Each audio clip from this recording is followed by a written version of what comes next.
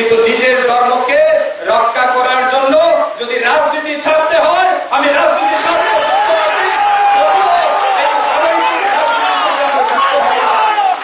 কিসের রাজনীতি, কিসের ভোট, কারো ভোট দেবে না।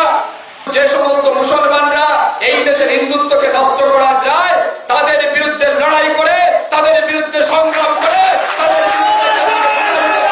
আমাদের নিজের ধর্মকে রক্ষা করার দায়িত্ব আমাদের নিতে হবে।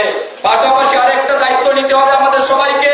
কে কি বললো আমি জানি না, কিন্তু আমি আজকে ওপেনলি বলতে চাই, মুসলমান এই ত্রিপুরাতে এসে, আমাদের এলাকাতে এসে হিন্দুদের কাছ থেকে বেশি দামে জায়গা ক্রয় করার জন্য প্রলোভন দেবে, সেই সমস্ত হিন্দুদের কাছে অনুরোধ, আপনারা সেই সমস্ত বাংলাদেশি মুসলমানের কাছে আপনারা জায়গা বিক্রি করবেন না।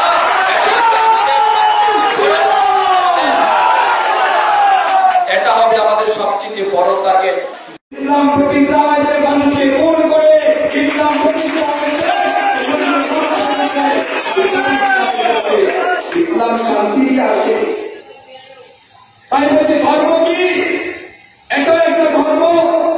সেকেন্ডে আল্লাহু আকবার বলতে গিয়ে সমস্ত হিন্দুদের মন্দির ভেঙে দিয়ে, হিন্দুদের বাড়িঘর জ্বালিয়ে দিয়ে, হিন্দুদেরকে খুন করার জন্য রাস্তায় নেমে পড়ে আপনার চোখের সামনে আপনার স্বধর্মের মানুষকে খুন করে দিচ্ছে, আপনার চোখের সামনে আপনার মন্দির ভেঙে চুরমার হয়ে যাচ্ছে, আপনার চোখের সামনে পূজা বন্ধ হয়ে যাচ্ছে, আপনার চোখের সামনে আরাধ্য দেবতাকে খুন করে মেরে ফেলা হচ্ছে, আপনার চোখের সামনে আপনার চিন্ময়ী মাকে, চিন্ময়ী মা কারা?